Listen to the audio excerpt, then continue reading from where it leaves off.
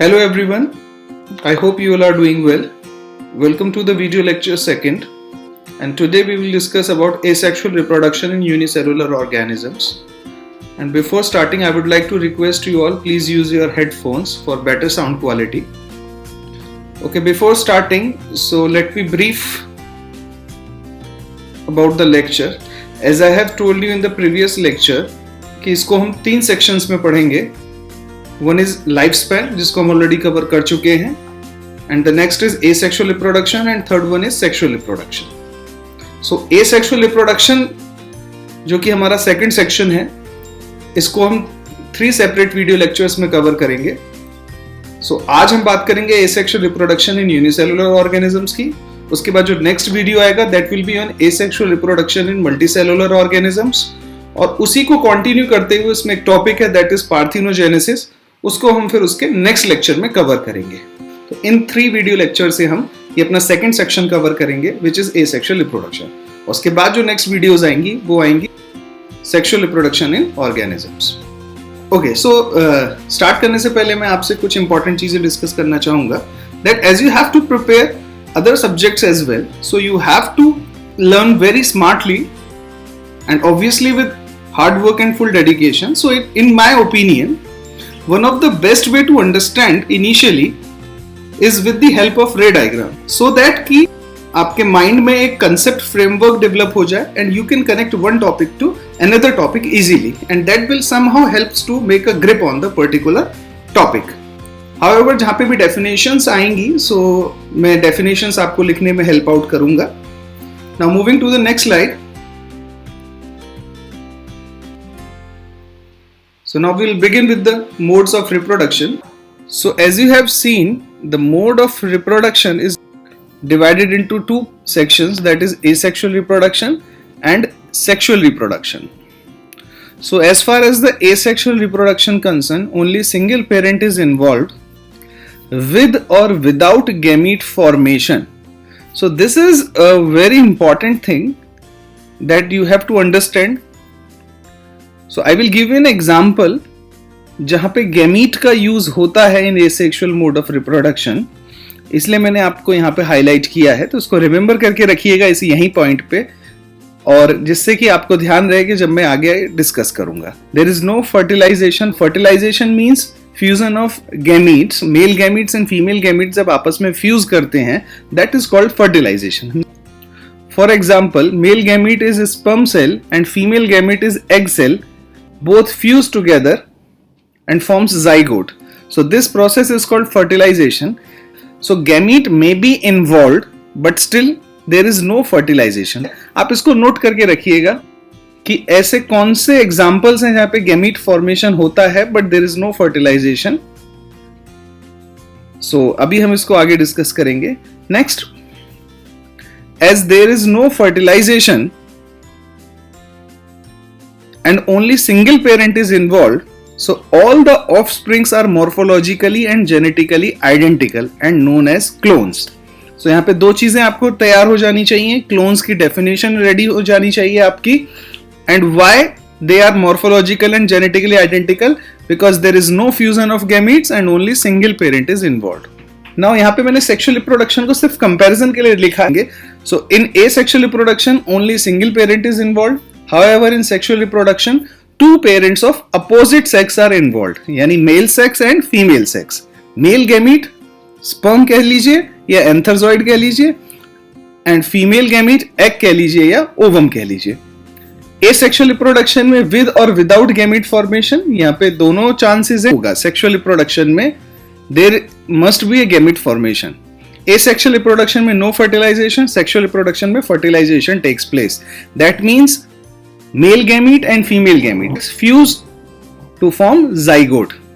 कि क्योंकि 2 opposite sex के गैमीट्स, मेल गैमीट और फीमेल गैमीट आपस में फ्यूज कर रहे हैं, that means offsprings have genetic material, यानी ऑफस्प्रिंग्स के पास जो जेनेटिक मटेरियल है, डीएनए है, जीन्स हैं, वो दोनों पेरेंट्स हैं. So this is what the sexual reproduction and which is one of the source of variation. सो ये वेरिएशन क्या है, इसको हम जो है क्या नाम है जेनेटिक्स में डिस्कस करेंगे. So I hope these 4 points are clear. So these are the 4 major differences between asexual and sexual mode of reproduction. Now moving to the next slide. So अब हम asexual reproduction को आगे detail में लेंगे, और उससे पहले मैं आपको एक बहुत क्लियर चीज कर दूं asexual reproduction के अंदर, that asexual reproduction के अंदर there is a cell division, mitosis, एक सेल से दो सेल बनते हैं, दो सेल से चार सेल बनते हैं. So this is what we called as mitotic cell division. और ये यूनिसेलुलर ऑर्गेनिजम्स जो है क्या नाम है, रिप्रोड्यूस जो है वो सेल डिवीजन के थ्रू ही करते हैं. In unicellular organism each cell represents one organism. एक यूनिसेलुलर ऑर्गेनिज्म का मतलब है एक सेल. अब एक सेल से दो सेल बन गई तो दो यूनिसेलुलर ऑर्गेनिज्म और बन गए. सो इसके लिए हम टर्म यूज करते हैं cellular reproduction. And this is a characteristic of unicellular organisms like bacteria, protist and east. यहां पे थोड़ा सा आप ध्यान रखिएगा, यहीं पे मैं आपको बता देता हूं, जो प्रोटिस्ट्स होते हैं they are unicellular but eukaryotes. जैसे बैक्टीरिया है, bacteria are unicellular and prokaryotes. And yeast का एग्जांपल लें, yeast belongs to fungus, and fungus जो होती है वो मल्टी सेलुलर यूकैरियोट्स होते हैं. बट ईस्ट एक एक्सेप्शन है. ईस्ट जो है वो यूनिसेलुलर यूकैरियोट है. That means in unicellular organism cell division is itself a mode of reproduction known as cellular reproduction. तो ये डेफिनेशन आप नोट कर लीजिए सेलुलर रिप्रोडक्शन की. I repeat again, in unicellular organisms cell division is itself act as a mode of reproduction known as cellular reproduction. And examples are bacteria, protists like amoeba, paramecium and yeast. Now moving to next slide. So asexual reproduction in unicellular organisms and asexual reproduction in multicellular organisms. So unicellular organisms can reproduce asexually through budding, through fission, through spore formation. और आपको यहां पे screen पे examples दिख रहे होंगे, and these are very important for examination. Budding जो है वो ईस्ट के अंदर होता है, और and I have mention here it is unicellular fungus. Fission is further divided into binary fission and multiple fission. And जो स्पोर फॉर्मेशन जो यूनिसेलुलर ऑर्गेनिजम्स में होता है, like unicellular algae, chlamydomonas, so they have zoospores which have flagella and called motile zoospores. So let us take one by one. So budding को मैं थोड़ा सा explain कर देता हूं. वैसे बहुत ज्यादा डिटेल आपको पढ़ने की जरूरत नहीं है. I will give you a few point so that कि आप एक अपना नोट्स के लिए आप उसको ऐड कर सके. ओके, एंड यहां पे आपको स्क्रीन पे एक चीज और दिख रही होगी. As far as see the budding unicellular organism के अंदर भी है, और बडिंग जो है मल्टी सेलुलर ऑर्गेनिज्म के अंदर भी है. तो ये थोड़ा सा ध्यान रखना है यहाँ पे. सो यूनिसेलुलर ऑर्गेनिज्म के अंदर भी बडिंग हो रहा है और मल्टी सेलुलर ऑर्गेनिज्म के अंदर भी बडिंग हो रहा है. इसी तरीके से यूनिसेलुलर ऑर्गेनिज्म के अंदर भी स्पोर फॉर्मेशन हो रहा है, और मल्टी सेलुलर ऑर्गेनिज्म के अंदर भी स्पोर फॉर्मेशन हो रहा है. सो बडिंग और स्पोर फॉर्मेशन समहाउ यूनिसेलुलर के अंदर भी आपको दिखाई दे रहे हैं और मल्टी सेलुलर के अंदर भी दिखाई दे रहे हैं. तो पहले हम जानने की कोशिश करते हैं बेसिकली बडिंग है क्या. सो बडिंग जो है यूनिसेलुलर ऑर्गेनिजम्स के अंदर जो बडिंग होती है उसमें east is the best example. और मैं आपको यहां पे स्क्रीन पे अगर मैं आपको इसको दिखाना चाहूं, so as you have seen here, this is the single cell which represents yeast. इसमें सबसे पहले एक छोटी सी बड जो है, छोटा सा आउटग्रोथ निकला है. बेसिकली बडिंग का ध्यान रखिएगा, the cell division occurs repeatedly at a particular point. So bud indicate करती है कि एक पर्टिकुलर लोकेशन पे रिपीटेड सेल डिवीजन हो रहा है. अगर एक पर्टिकुलर लोकेशन पे रिपीटेड सेल डिवीजन होता है तो एक बड़ी आउटग्रोथ अपीयर हो जाती है. So here is the single cell which represent yeast here in example, and there is a, due to the repeated cell division at a point, there is a appearance of small outgrowth जिसे हम bud कहते हैं. इसके बाद फिर इसमें nucleus जो है वो एसिमेट्रिकली डिवाइड करता है. यहां पे ये चीज थोड़ी सी इंपॉर्टेंट है, न्यूक्लियस डिवाइड एसिमेट्रिकली मींस न्यूक्लियस दो बराबर हिस्सों में डिवाइड नहीं हो रहा है. मेजर जो पोर्शन है वो पेरेंट के पास ही रिटेन हो रहा है, और स्लाइड सा जो पोर्शन है वो बड में जा रहा है.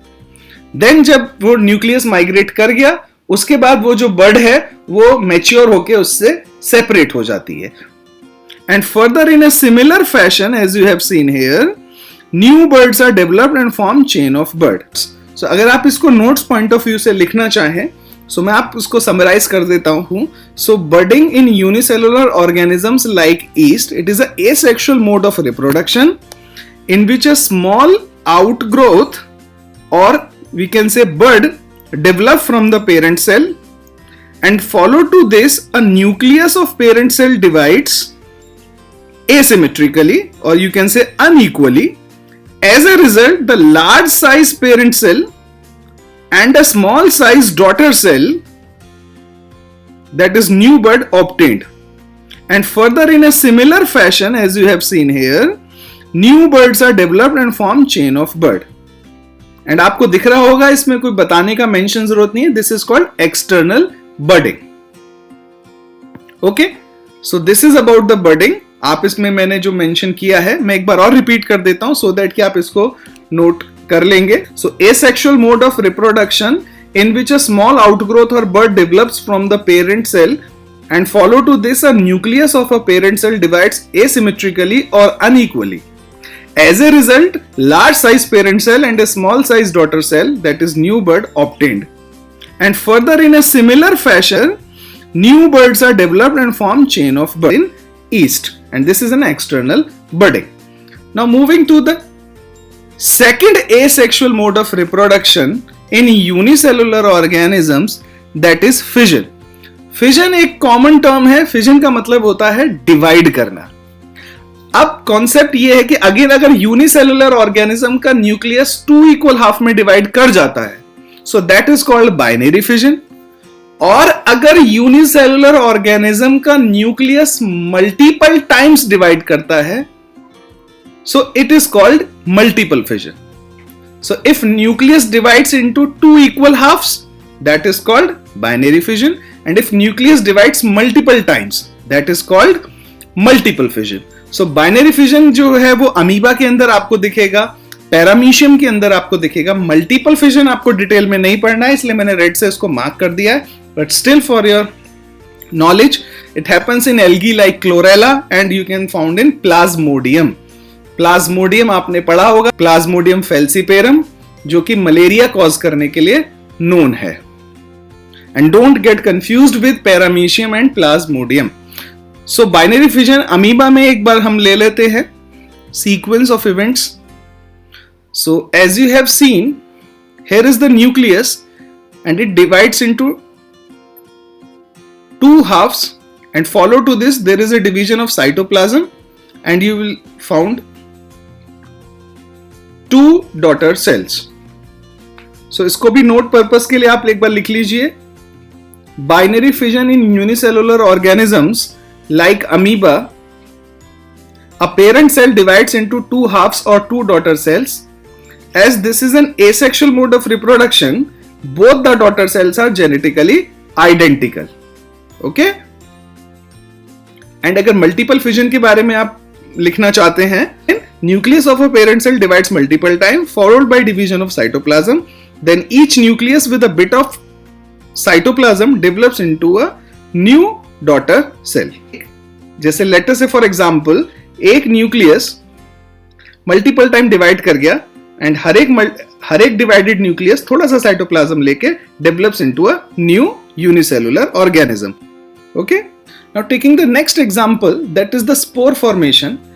Unicellular algae like Chlamydomonas, they have spores which bears flagella, and these flagella provides motility to these spores and known as motile zoospores. I will show you the example of zoospore of Chlamydomonas, and you have seen the flagella here. So these are the motile zoospores. So next lecture में हम लोग discuss करेंगे asexual reproduction in multicellular organisms. So thank you for watching the video, and if you feel that this video will be worthful for you, so kindly like, share, and don't forget to subscribe the channel. Do hard work but smartly. Develop, nourish, and amplify your knowledge. Stay blessed. Thank you. Goodbye.